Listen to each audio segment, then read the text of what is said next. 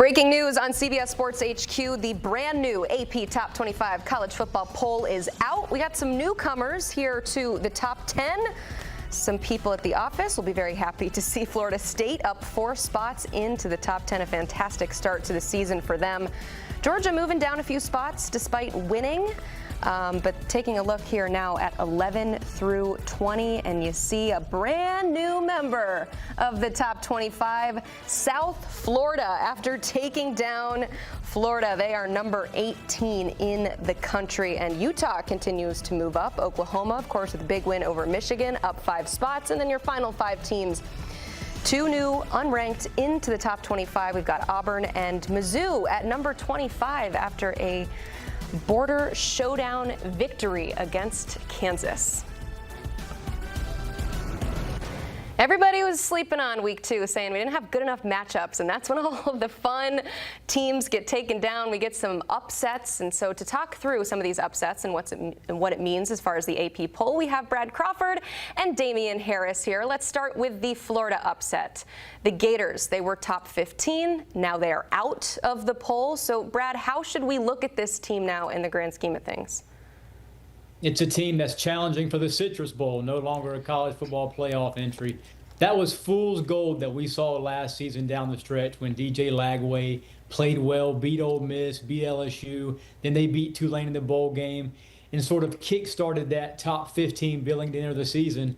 But, man, after last night's loss to USF where they got bullied at the line of scrimmage, a couple questionable coaching decisions late from Billy Napier, I just have problems with this team. And considering what the Gators have left on that schedule, like 7 games against top 15 competition, including next week against LSU and Texas later, and Florida's a team that is likely going to finish 6-6, 7-5 range if they get it corrected. Yeah, and Brad, I want to make a point because going into this season, the top 15 ranking, the hype, the expectation that Florida had, I don't necessarily think that it was unwarranted. I think the way that Florida finished the season last year, especially without DJ Lagway, then you get a healthy version of him coming into 2025. I think the hype was warranted, but I think Florida started to feel themselves just a little bit too much. I think the high that they were riding on to end the season, it might have distracted them from the upcoming challenges that they're going to face this season in terms of offseason preparation. And going into this game, I mean, I expected this to be an easier game from Florida, especially considering the schedule that they have. But when you have letdown games like this, that this shows the leaks and the creaks in the foundation that Billy Napier and Florida still have, even though they did finish the season on a high note last year. There's still those fundamental problems there. And Brad, to your point, if they don't clean this up, if they don't get it corrected, this is an unforgiving schedule and an unforgiving path they're going down this season. And they're staring straight down the barrel. And if they don't get it corrected, it's going to be a very, very long season for them. And they're going to be even further away from that championship mentality that they're trying to get. Yeah, their next 3 games are against top 10 opponents. But we have to talk about the winners of that game last night. The Bulls, Alex Golesh pulling off back-to-back ranked victories to start this season. Of course, we're thinking playoffs now, potentially as the G5 representative, but apparently there's this thing called the Big 3 here in Florida, and you see Miami and Florida State in the top 10. Who should we put as that 3rd team now, Dame? Well, listen, there's still a lot of football left to be played. Listen, I'm not gonna jump it early here, but I am very proud of the way USF came out because listen, schools like UCF, USF, some of these smaller schools that aren't Florida, Florida State, Miami, they're seen as the little brother, and they're usually seen as the schools that get the guys that don't commit to Florida State, that don't end up in Gainesville. Well, they're tired of that. That narrative is so tired, it's so played out, and I don't want to bring Alabama into it, but I'm gonna use it just as a talking point here, because whenever you see these teams like Alabama that start to fall and start to, build this big momentum, and you have this target on your back, and you've got all these other teams that you call your little brother and you put your arm on their shoulder, well, eventually they get tired of that and they want to punch you in the mouth. They want to show these guys from USF that I'm talking about, they want to prove that they should have gotten scholarships to the Swamp. They should have been on official visits to Florida State. They should be guys that should be receivers that are being thrown to by Carson Beck at Miami, but they were overlooked. So having a point to prove going into each and every season, I love the battle of the state, whether it's Miami, USF, UCF, Florida. I just love the competitive nature, and I love to see these smaller schools, a USF, really starting to knock off all these big teams, the biggest premier programs in the state. Yeah, we talked last month, Emily, that USF coming into this season with 3 straight games against top 25 teams, all they had to do was go 2-1 over that 3-game stretch to be in the G5 driver's seat.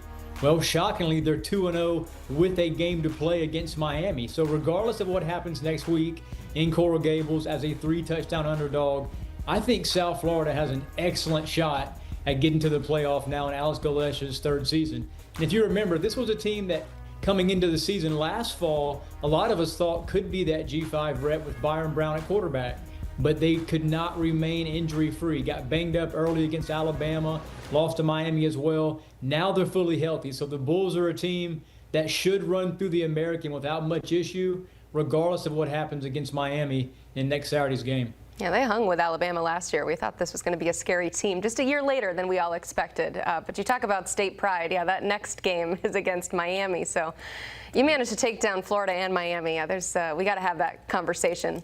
Meanwhile, Arizona State upset on the road against Mississippi State. They are no longer in the AP Top 25. This was a very popular upset pick, I feel like, going into this game, especially once we saw those cowbells at practice. But now that it has officially happened, Brad, what concerns you about the Big 12 champ?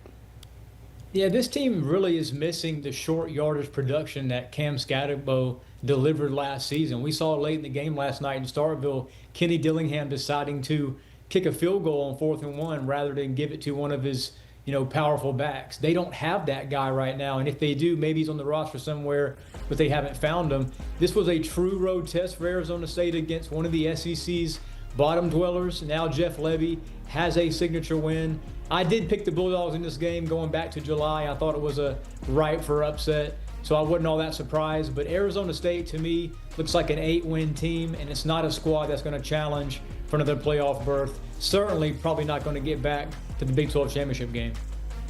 Brad, you're absolutely right. The element of the run game that Cam Scatterbo brought last year to Arizona State is definitely missing. And seeing what he's doing for the Giants right now, they could have used some of that yesterday. But here's what I want to say, Emily Proud, and I'm going to be an SEC homer for a second. Please excuse me. There's no Danny Cannell on set, so I can say this freely. I sat with Josh Pate at SEC Media Days, and we talked about how Mississippi State had potential to be the worst team in the SEC. They faced the winner of the Big 12 last year, a playoff team, and now all of a sudden everybody's surprised. They're like, well, Arizona State's ranked number 12. They've got Sam Leavitt. They've got Kenny Dillingham. They've got this great program that they're building. All I'm going to say to that is this is proof that the worst team in the Southeastern Conference of football still has the talent and the competence to play with any team from any conference in America. We have gotten so lost in the fact that there hasn't been an SEC team win a national championship since 2022. We got so caught up in the hype about watching Ohio State kick the lining out of Tennessee last year. Sorry, Proud, to your Vols.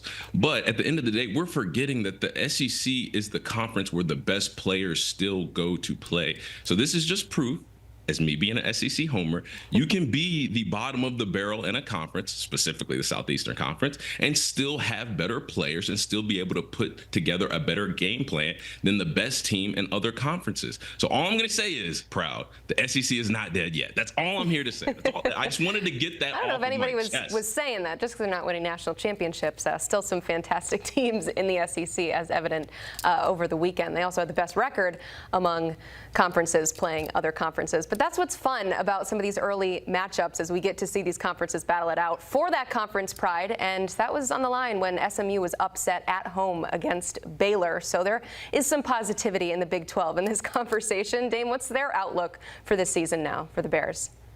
Well, Baylor looks good. I mean, they pulled out a very gutsy win on the road in a tough environment, and they did it when they had to play extra quarters, essentially, if you want to talk about overtime. Like, they did everything that they had to do in order to win. They ran the ball well. They threw the ball well. They just had a complete performance. Now, when I look at SMU, the problem with SMU, it's not the quarterback play. It's not the offense, but they need help on defense. I mean, You cannot beat anybody. If you're SMU, you cannot beat any team in America if you give up a 450-yard passer, who, by the way, threw for 4 touchdowns, a 115-yard rusher, who, by the way, had 2 rushing touchdowns, and an over 100-yard receiver, who also had 2 receiving touchdowns. You can't beat anybody like that. You can't beat a high school football team giving up those kind of numbers. And I think that that's SMU's problem. Offensively, with Rhett Lashlee, they always seem to be clicking on all cylinders, but the problem is they just can't outscore their opponents, which is unfathomable to think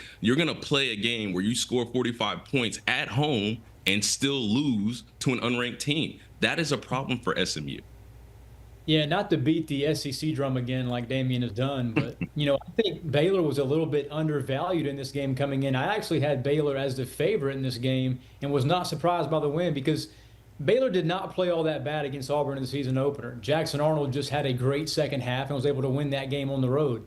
I think SMU is going to have opportunities to get back in the top 25 later this season, being in the ACC, but they do have to play Miami. They've got to play Clemson still, and I don't see them beating either of those 2 teams. As Damien mentioned, just gave up 400 yards passing to Sawyer Robertson, did not tackle well. They have to play unbeaten TCU in a few weeks. Josh Hoover's already carved up Bill Belichick and the Tar Heels in week 1. So this is a bowl team, but not a team that SMU has this season under Rhett Lashlee that's going to get back to Charlotte and play in the ACC final.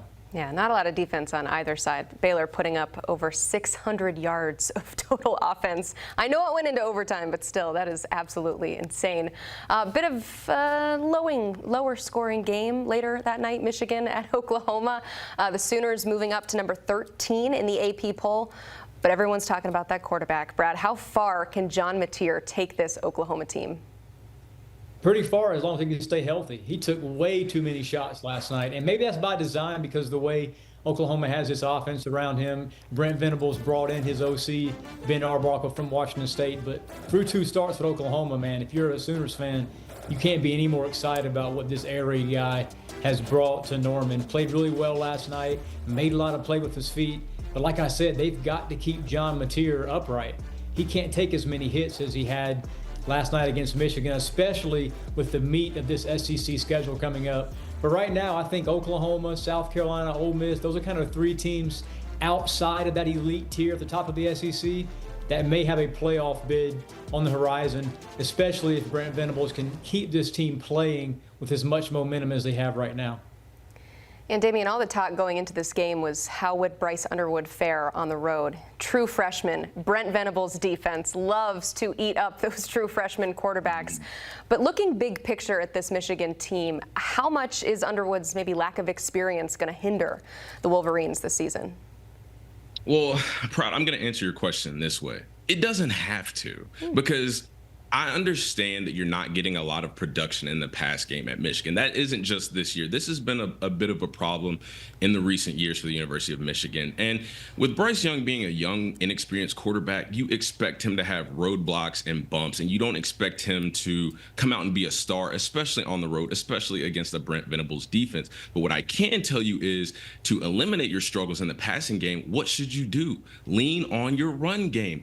Add a +1 in the run game. Let Bryce Underwood, let him use his legs, let him become another runner. Obviously, you've got Justice Hayes, the transfer from Alabama, who is playing at a very, very high level. But again, he can't win the game by himself. Passing game isn't going well. Let Bryce use his legs. Let him be effective as a runner first, and then you can start to get into the passing game. Then you can start to use play action. Then you can start to scheme up some concepts for receivers to be open. But right now, that's not the case. So you have to lean on the run game, when in reality, that's been Michigan's DNA for as long as I can remember. And your head coach is a former offensive lineman. I mean, that is the DNA for Michigan. That's what it needs to be. So going back to your question, Emily, to not let his inexperience be a hurdle throughout the rest of the season, do other things, scheme up ways to let him affect the game without using his arm, without putting too much pressure up here for him to see post-snap, pre-snap, read too many things. Lean on the run game. That's what Michigan has always been good at.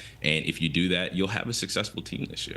Yeah, obviously a tough test against an SEC team on the road, which is something that Michigan doesn't do very often, but he's going to face some tough defenses in the Big Ten. So the more he plays, the more experience he will get.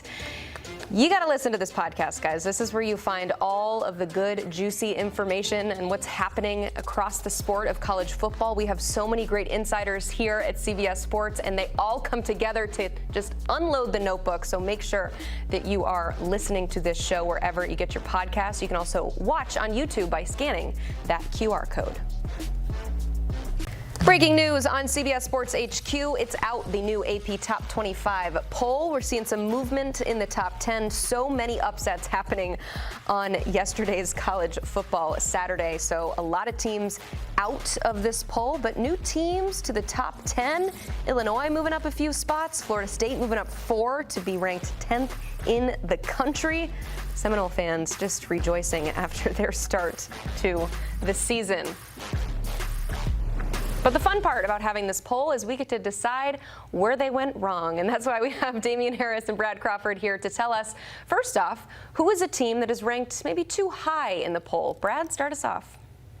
Yeah, the South Carolina Gamecocks at number 11 for me. If you look beyond the box score, these first 2 wins for South Carolina over Virginia Tech and South Carolina State on Saturday night, and you watch the film, the Gamecocks are not a good football team up front right now. Didn't get their first down last night until midway through the second quarter. Last 2 games have scored 17 points each Saturday on offense. They had 38 last night, but 2 punt return touchdowns and a defensive score. So right now the Gamecocks are not in that midseason form that we expected to see out of Lenora Sellers and that first-year offensive coordinator Mike Shula. And then they've got Vanderbilt coming to town in week 3. Vanderbilt, as you know, Emily, pretty good team there in Tennessee, and they're unbeaten. Now, the Gamecocks have won 16 straight against the Commodores, but I do think this weekend's game will be very competitive and an awesome battle. So South Carolina's a team right now probably not deserving of a top 12 spot in the poll at number 11. Yeah, I'm with Brad. I got to go with South Carolina at number 11. And, you know, as much as I sat here and pounded the table for the SEC, I have to acknowledge that, just like Brad said, this isn't a top 15 football team. This isn't a team that's better than Oklahoma to me right now. This is another team, just like Florida, that rode the hype off the end of their season last year and the hype of Lenora Sellers, obviously Dylan Stewart on the other side of the ball. But really outside of that, there are a lot of holes all over this team. I mean, I know they got a defensive touchdown last night, got a couple scores on special teams, but what remains for South Carolina is the fact that they have to play superhero ball with Lenora Sellers on offense, Dylan Stewart on defense, and they have to have those guys play at a level that covers up lacks or holes in other areas of their football team. And when you look at it, you know, Lenore Sellers still hasn't taken that next step as a true pocket passer. We know he's amazing with his legs, but until he does that and until they start to get more help from their surrounding players, their role players, I don't think this is a top 15, maybe even a top 20 football team right now. So then, Brad, what do you think AP poll voters are seeing in this South Carolina team? Why are expectations that this is a fringe top 10 team in the country? I think, as Damien mentioned, they've got 2 superstars who are potential first-team All-American candidates. The problem is Lenora Sellers has been sacked more than any quarterback in the SEC so far through 2 weeks, only has a couple touchdown passes. And against South Carolina State, an FCS opponent where the Gamecocks were a 42.5-point favorite, they did not bully South Carolina State up front. They lost the line of scrimmage battle. That's not a good sign, man, heading into SEC play with Vanderbilt, Missouri, and then Alabama, LSU the next 5 weeks, those 4 games. So Gamecocks are a team that they've got 4 and 5 stars at the line of scrimmage on offense, but they aren't blocking right now as a team that's deserving of a top 15 bid. On the other side of things, let's put some respect on some of these teams. Damien, who is a team ranked too low in today's AP poll? Man, I swear our audience might get tired of me today, but I'm staying in the SEC and I'm going with Oklahoma because, listen, first of all, when you've got a Brent Venables coach defense, they're always going to be good. They're always going to be stout in the interior. You're going to have good secondary play, but you're also going to be dealing with a scheme that is more complex than the average college football defensive game plan. And then you look at the other side of the ball, and John Mateer is a star at Oklahoma. He looks like he's next in line in the history of the great Oklahoma quarterbacks that are dual threat, can throw the ball well, can extend plays with their legs, can create opportunities downfield for the receivers to uncover themselves. I mean, this is about as complete of a football team as I've seen Oklahoma have as of recently in the past, 2-3 years, potentially, offense, defense included. But listen, Oklahoma, they've got a real shot right now. They might surprise some people in the SEC, and I wouldn't be surprised to see them in the college football playoffs this year. Yeah, my team is ranked too low is the only G5 program that's inside the top 25, and it's USF. After back-to-back wins over ranked teams, no program in college football has done that so far. They bullied Boise State at the line of scrimmage 2 weeks ago, and then last night in the swamp, Florida lost to a team at home from the state of Florida for the first time since 1938. So Alice Golesh has got a lot to be happy about heading into week 3. Like I said previously, we thought this team would be like this in 2024, but Byron Brown got hurt and some other injuries up front. This is a team I think can follow the similar path to the playoff that Boise State had last year. The Broncos rode Ashton Jeanty. USF can ride Byron Brown. And coming up, regardless of that game against Miami next week, this is a team that is capable of double-digit wins. And right now at number 18, I think you're going to see USF break into that top 13, top 12 pace here in a couple weeks. All right, so you gave us too high, too low, but overall, looking at this brand new top 25, Brad, where's your biggest gripe? Where'd the voters just get it totally wrong? Florida State. I mean, on paper, Florida State was not a good team coming in. And what have they done the last 2 weeks? They embarrassed Alabama at Doak Campbell Stadium in the season opener, and then they scored on 10 consecutive offensive possessions against East A&M. And you know, Damien Harris would know about this too. After you win a big game and you come back home and can play in an opponent that you should potentially sleepwalk through, for Mike Norvell to get that team up and ready to play and for them to execute on all cylinders, that was very impressive to me. So I don't care who the opponent was in week 2 for the Noles. Scoring 77 points warrants a major jump in the polls. And right now the voters aren't giving Florida State the respect that they're giving Clemson and Miami. Brad, well said. Very, very well said. Emily, you had actually, I got to tell you, I texted BMAC last night, and I told him, I was like, wait a minute, 77 points is crazy. And he texted me, he's like, well, we're playing a high school team. And I told him, it does not matter. Putting 77 points up on anybody, I don't care if you are playing a high school team, that is a daggone good day right there. So shout out to Florida State. Brad, that was an expert analysis.